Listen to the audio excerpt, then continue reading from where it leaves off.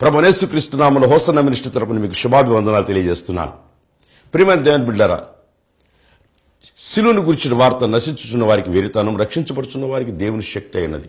ప్రభువైన యేసుక్రీస్తు సిలువ వేయబడ్డాడని అందరూ ఈ రోజు వరకు అందరూ చెప్తూ ఉన్నారు. అయితే ఆయన సిలువ వేయబడి సమాధులో పెట్టబడి మూడో దినమున తిరిగి లేచి పునరుద్ధానుడై ఆయన ఉన్నతమైన శక్తితో లేపబడిన వాడై ఉన్నాడు. ఈరోజు హోసన్న మినిస్ట్రీలో ఏ చర్చికైనా మీరు చూడండి, చర్చిలో బ్యాక్గ్రౌండ్ ఏముంటుందో తెలుసా?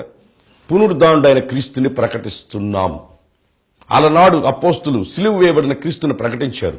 ఈ రోజు మనం ప్రకటించాల్సింది పునరుద్ధానుడైన క్రీస్తుని. యేసు ప్రభు లేచాడు,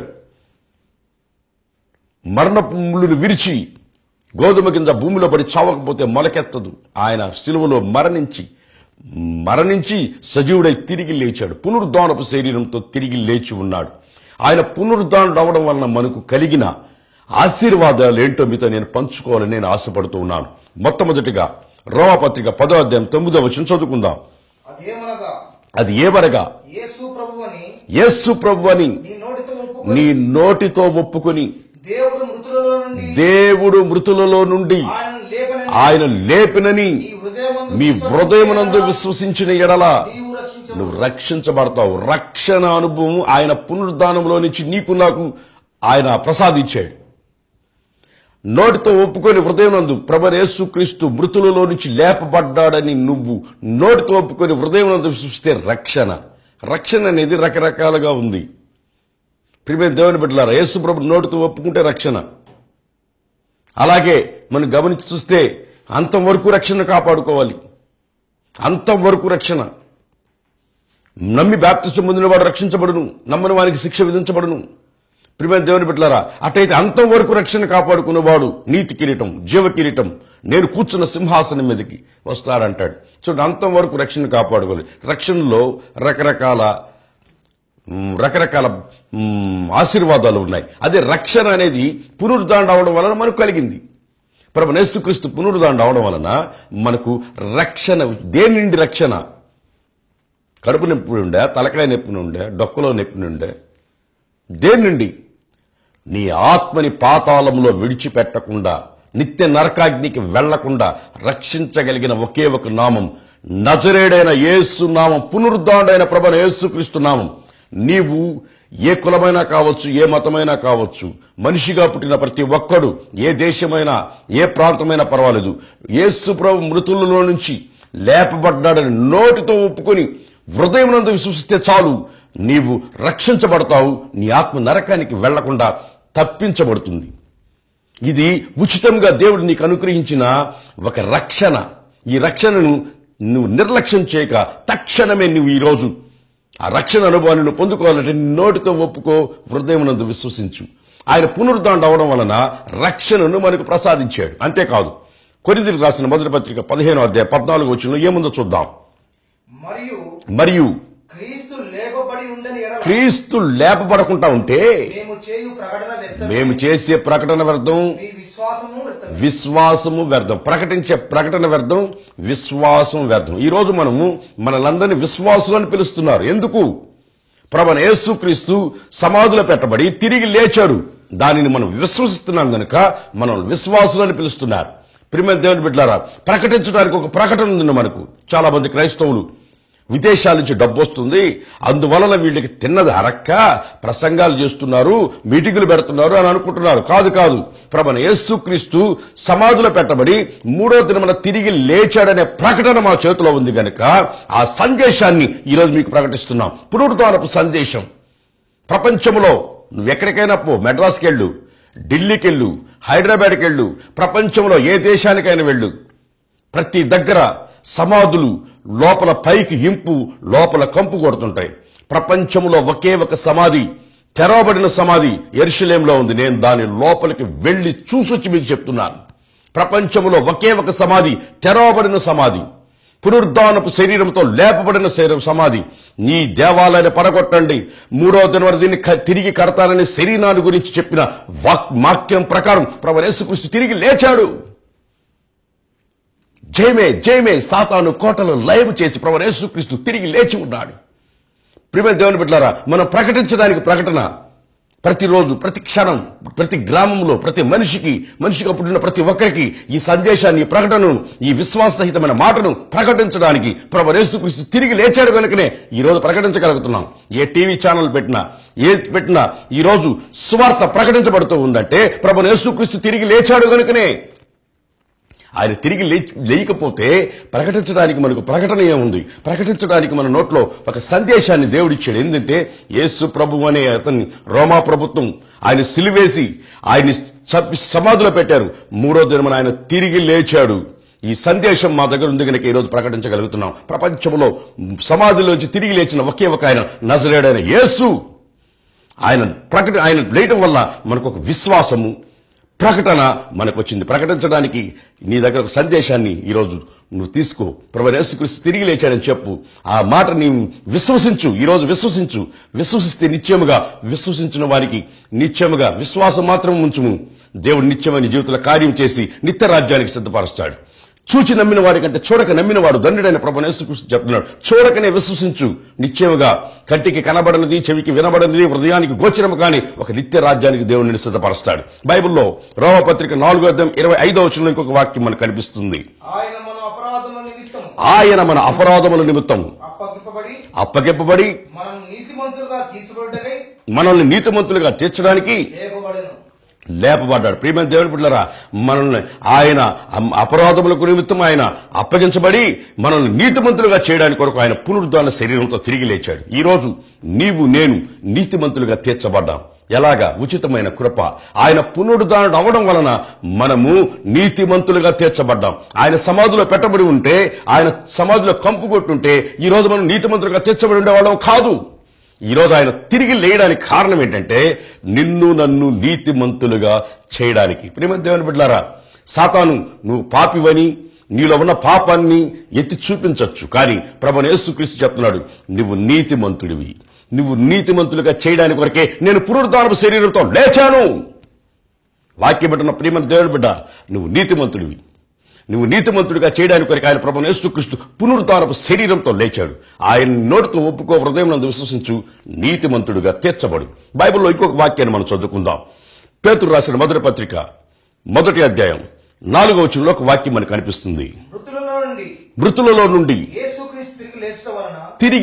క్రీస్తు ప్రభు తిరిగి లేచుట వలన జీవముతో కూడిన నిరీక్షణ మనకు కలుగునట్లు, అనగా అక్షయమైనది, నిర్మలమైనది, వాడబారని అయిన స్వాస్థ్యం మనకు కలుగుతుంది. ప్రియమైన దేవుని బిడ్డలారా, జీవముతో కూడిన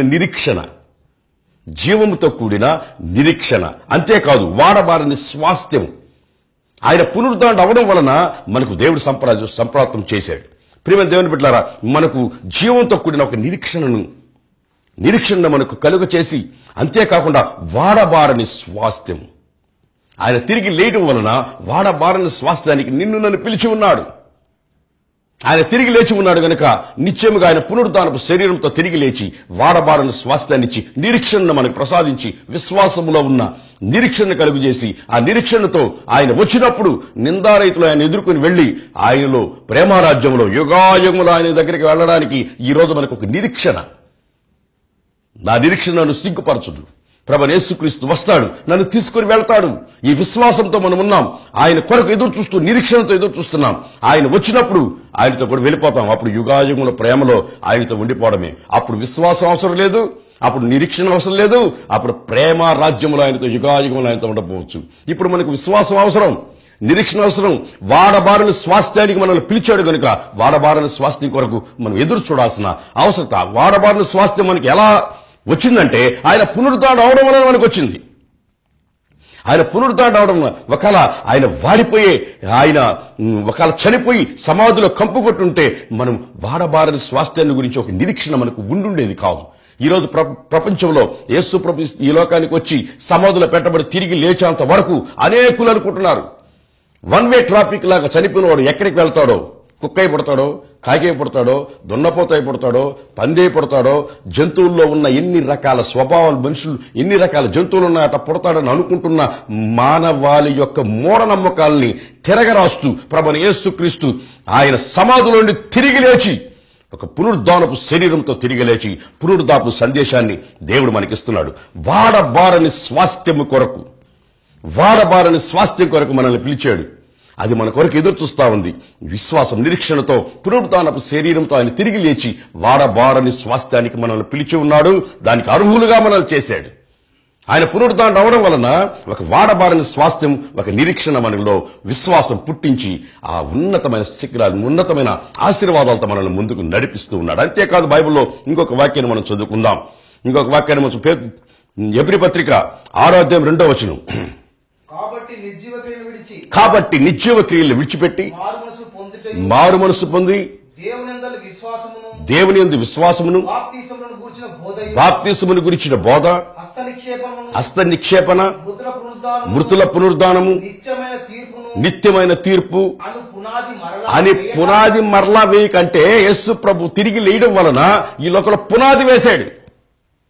ఆయన తిరిగి లేయడం వలన పునాది, బాప్తిసం అనేది తండ్రి యొక్క, కుమారుని యొక్క పరిశుద్ధాత్మ నామములో సర్వలోకానికి వెళ్లి సర్వసృష్టికి సువార్త ప్రకటించండి అని యేసు ప్రభు ఇచ్చిన ఒక సందేశం, అపోస్తులకి ఒకేసారి ఇవ్వబడిన బోధ, ప్రపంచంలో సర్వలోకానికి వెళ్లి సువార్త ప్రకటించండి అనే ఒక ఉపదేశాన్ని, ఒక పునాదిని ప్రభు యేసు క్రీస్తు వేశాడు. మరలా ఇంకొక పునాది వేయాల్సిన అవసరం లేదు. క్రీస్తు యేసు నామంలో బాప్తిసం ఒకరు, యెహోవా నామంలోనో బాప్తిసం ఒకరు, అలా ఒక్కొక్కరు ఒక్కొక్క ఉపదేశాన్ని చెప్పుకుంటూ కలిపి చెడిపి జనాన్ని చెడగొట్టాల్సిన అవసరం లేదు. ఒకే ఒక పునాది, బాప్తిసం అనే పునాది. అదే అపోస్తుల బోధ అనేది పునాది. అది మరలా పునాది వేసుకుంటూ వెళ్లేదానికి కాదు. యేసు ప్రభు పునరుద్ధానం అవడంలో పునాదిగా క్రీస్తు యేసే ముఖ్యమైన మూలరాయిగా పునాది వేయబడింది. ఆయన తిరిగి లేయడం వలన సంఘానికి ఒక పునాది. అపోస్తుల ప్రవక్తలు దాని మీద ఆయన ముఖ్యమైన మూలరాయి అంటే దాని మీద పునాదిగా మనం కట్టబడ్డాం. ప్రియమైన దేవుని బిడ్డలారా, ఒక పునాది సిద్ధాంతాన్ని ఆ ప్రభు యేసుక్రీస్తు పునరుద్ధానం అవడం వలన మనకు, నీకు, నాకు ఒక పునాది మీద కట్టబడే అనుభవాన్ని నీకు నాకు ఇచ్చాడు. అంతేకాదు, ఫిలిప్పీలకు రాసిన పత్రిక 3వ అధ్యాయం 11వ వచనంలో ఇంకొక వాక్యాన్ని మనం చూస్తాం. ఫిలిప్పీలకు రాసిన పత్రిక 3వ అధ్యాయం 11వ వచనం.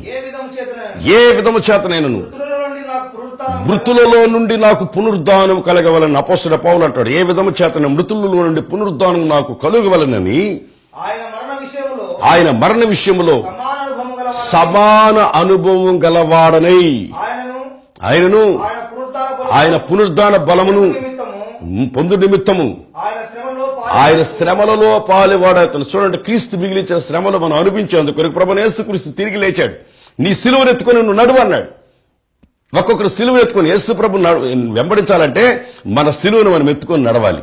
క్షణక్షణం ఆయన యందు మనము ముందుకు నడుస్తూ సిలువను ఎత్తుకొని నడవాలి. నీ సిలువను ఎత్తుకొని నడువు, నా కాడి సిలువు, నా దగ్గరికి ముందుకు రా అన్నాడు. మన సిలువను ఎత్తుకొని మనం నడిచి పునరుద్ధానపు శరీరాన్ని మనం పొందాలంటే ఆయన శ్రమలు మనం అనుభవించాలి. ఆయన ముందేడిన మార్గమే ఇది. ఆయన మనకు ఒక మార్గాన్ని చూపించాడు. పునరుద్ధానపు శరీరంతో తిరిగి లేచే ఒక అనుభవం. అందుకనే యోహాను రాసిన మొదటి పత్రికలో ఏముందో తెలుసా? ఇప్పుడు మనం ఆయన పిల్లలమై ఉన్నాము. మనం ఏమవుతాం తెలుసా? ప్రభువైన యేసుక్రీస్తు ఎలా ఉన్నాడో అలా మనం మారిపోతాం. ఆయన ఎలా ఉన్నాడు? పునరుద్ధానపు శరీరంతో తిరిగి లేచి ఉన్నాడు. ఈ శరీరంతో ఉన్నంతకాలం మనం దేవుని చూడలేము. ఈ శరీరాన్ని మనం ఎప్పుడైతే విడిచిపెడతామో ప్రభువుకు సమీపస్తులుగా మార్చబడి పునరుద్ధానపు శరీరాన్ని దాల్చి ఈ మట్టి శరీరం మహిమ శరీరంగా మార్చబడి పునరుద్ధానపు శరీరంగా మార్చబడి శ్రమలో, నిందలో, అవమానాల ద్వారా ఈ లోకములో పునరుద్ధానపు బలాన్ని పొందుకొని ఏ విధం చేతన పునరుద్ధానపు శరీరాన్ని పొందుకొని నేను కూడా ప్రభువుని ఎదుర్కోవాలని అపోస్తలుడైన పౌలు చెప్పినట్లుగా ఆయన తిరిగి లేయడం ద్వారా పునరుద్ధానపు శక్తిని మనకు ప్రసాదించాడు. ఆ పునరుద్ధానపు శక్తిని మనం పొందుకొని ఆయన తిరిగి లేచి ఆ విజయోత్సవాన్ని మనకిచ్చి విజయోత్సవంగా ఊరేగిస్తున్నాడు. విజయోత్సవంగా ఈరోజు మనం ఊరేగుతున్నామంటే ఆయన తిరిగి లేయడం వలన మనం విజయోత్సవంగా ఊరేగుతూ ప్రభువైన యేసుక్రీస్తు ఆయన పునరుద్ధానపు శరీరంతో తిరిగి లేచి ఉన్నాడు గనుక, ఆయన జయించి ఉన్నాడు గనుక ఆ జయాన్ని మనం చేతపట్టుకొని ముందుకు సాగేటట్లుగా ప్రభువైన యేసుక్రీస్తు నిన్ను నన్ను పిలిచి ఉన్నాడు. పునరుద్ధానంలో ఉన్న ఆశీర్వాదాలు, ఒకటి రక్షణ అనుభవం, రెండవది ఆయన పునరుద్ధానం అవడం వల్ల రక్షణ, నోటితో ఒప్పుకొని హృదయం మీద విశ్వసిస్తే రక్షణ, అలాగే అంతేకాదు విశ్వాసం, ప్రకటన, అంతేకాదు మనం నీతిమంతులుగా తీర్చడమే కాదు జీవంతో కూడిన నిరీక్షణ మనకి ఇస్తున్నాడు. వాడబారని స్వాస్థ్యానికి మనల్ని పిలిచాడు. అంతేకాదు ఆయన ఒక పునాది సిద్ధాంతాన్ని మనకు నేర్పించాడు. అంతేకాదు మృతులలో నుండి పునరుద్ధానపు ఆ బలాన్ని పొందుకొని ఆయన ఎదుర్కొనే భాగ్యాన్ని నీకు నాకు ప్రసాదిస్తున్నాడు. పునరుద్ధానం సందేశాన్ని వింటున్న ప్రియమైన దేవుని బిడ్డ, ఈ శరీరం పునరుద్ధానపు శరీరాన్ని ధరించుకుని ఆయన వచ్చినప్పుడు నిందారహితంగా ఆయన వలే మార్చబడి మనం ఎదుర్కొనే భాగ్యాన్ని ఆయన మొట్టమొదటిగా తిరిగి లేయడం వలన మనకు ఒక విశ్వాసం, నిరీక్షణ కలుగు చేసి మనల్ని ఆ మార్గంలో నడిపిస్తున్న దేవుడు నిన్ను నన్ను పునరుద్ధానపు శరీరంతో ఆయన ఎదుర్కొనేటట్లుగా చేయునుగాక. తల్లవంచటి కళ్ళు మూయండి, మీ కొరకు నేను ప్రార్థన చేయబోతున్నాను. స్తోత్రం తండ్రి, వాక్యం వింటున్న ప్రతి బిడ్డకి పునరుద్ధానపు ఆశీర్వాదాలు అనుగ్రహించండి. అని నోటితో ఒప్పుకొని రక్షణ అనుభవాన్ని పొందేటట్లుగా చేయండి. విశ్వాసాన్ని అలాగే ప్రకటనను ఒక్కొక్కరు ప్రతి ఒక్కరి నోట్లో ఉంచండి. విశ్వాసాన్ని గుండెల్లో నిలపండి. అంతేకాదు ప్రతి ఒక్కరూ నీతిమంతులుగా చేశారని ఆ మాటను మా బిడ్డల జీవితాల్లో ఇప్పుడు మేము నీతిమంతులమని ధైర్యముగా పాపాన్ని విడిచిపెట్టి నీతిమంతులుగా తీర్చబడడానికి సహాయం చేయండి. జీవంతో కూడిన నిరీక్షణ కలిగి ముందుకు సాగుటకు సహాయం చేయండి. వాడబారని స్వాస్థ్యానికి పిలిచామన్న ఆ వాంఛ కలిగి దాని గురించి ఆశ కలిగి జీవించుటకు సహాయం చేయండి. అంతేకాదు నాయన తండ్రి, సిద్ధాంతమైన ఒక పునాది మీద నిలబడి ముందుకు సాగుటకు సహాయం చేయండి. మృతుల పునరుద్ధానపు శరీరాన్ని దాల్చి శ్రమలు, నిందలు, అవమానాలు ఈ లోకంలో భరించి మీరు ఎలాగ పునరుద్ధానపు శరీరంతో లేపబడ్డారో ఆ విధంగా మీరు వచ్చినప్పుడు మేము కూడా శుద్ధ సువర్ణంగా మార్చబడి నీలి వలె మార్చబడి నేను ఎదుర్కొనే భాగ్యాన్ని వింటున్న వాక్యం వింటున్న ప్రతి బిడ్డకి సహాయం చేసి దీవించి ఆశీర్వదించి మీరు వచ్చినప్పుడు నేను ఎదుర్కొనే భాగ్యాన్ని వాక్యం చెప్తున్న నాకును వింటున్న బిడ్డలకు ప్రసాదించి నీ నామానికి మహిమ తెచ్చుకోమని యేసయ్య శ్రేష్టమైన దివ్య నామములో అడిగి వేడుకుంటున్నాం తండ్రి. Amen, amen, amen.